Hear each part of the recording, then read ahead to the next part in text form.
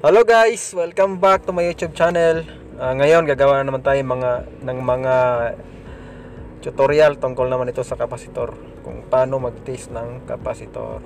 Ngayon meron ako ditong kapasitor na ito'y polarized kapasitor. Meron siyang 10,000 microfarad. Meron din ako ditong 150 microfarad, 400 volts. Meron din akong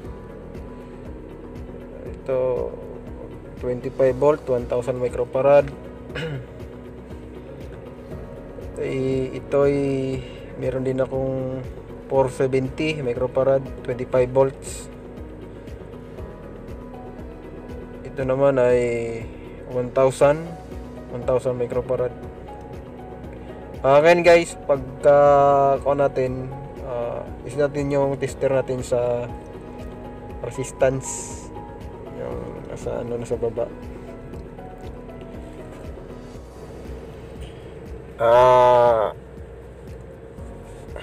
Kailangan pagka mag-test tayo ng kapasitor, tingnan muna natin yung capacitance ng kapasitor, kung saan siya malapit, doon mo i-aim yung yung trigger ng tester.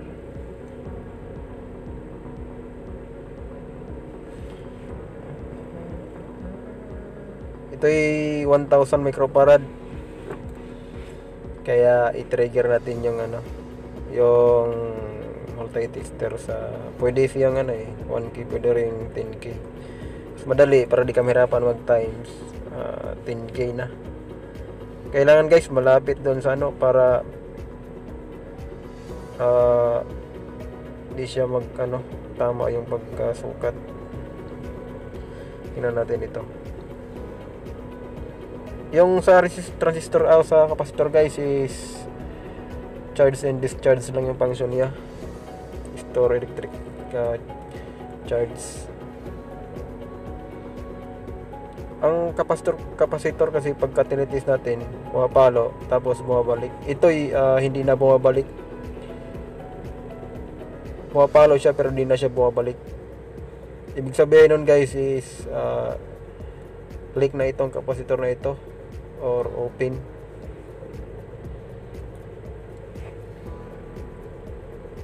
Kaya ito ang isa, mayroong 1063 volts, 10,000 microfarad. Pumapalo siya, hindi na siya bumabalik.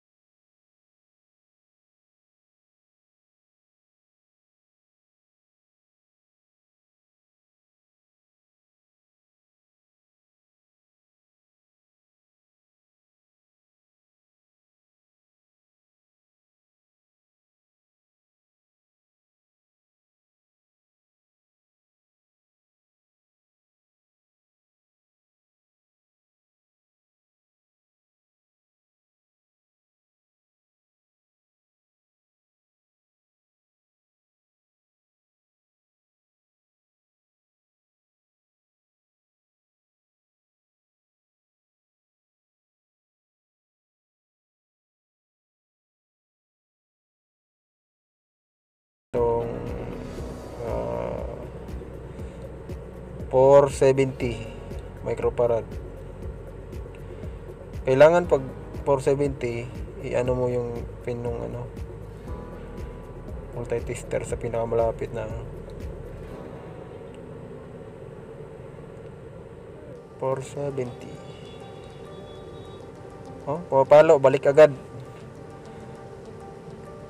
Ibig sabihin ito guys, good itong kapasitor na ito. Balik agad.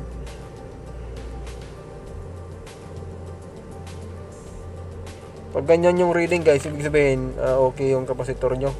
Pag ganyan, no? Madali lang siyang i-test kasi pag palo niya, balik agad. Tsaka pag palo niya, di siya dumaliretso sa pinakadulo, di siya nag-infinity. Ibig sabihin ko ditong kapasitor na ito. Try natin yung maliit. Itong 1,000.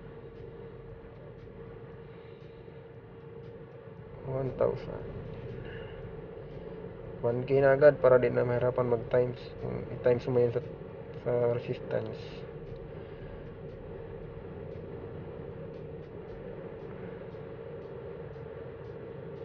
Papalo siya, bumabalik pero dahan-dahan na siya pagdating sa dulo.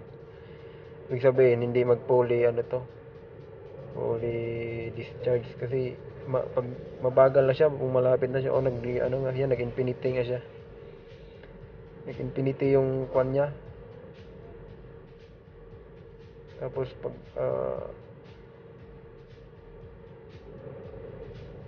nag-infinity. Ayun, meron siyang parang bitak sa open na ito guys kasi bumabalik siya pero nag-infinity siya hindi na siya para siyang tumatalon na ito, malabas na yung nito, may bukol na rin siya sa sa pinaka-top, mapapansin natin. Kaya open na itong kapasitor na ito try natin. Meron itong 1000 microfarad up infinity. So bagal yung pagbalik niya.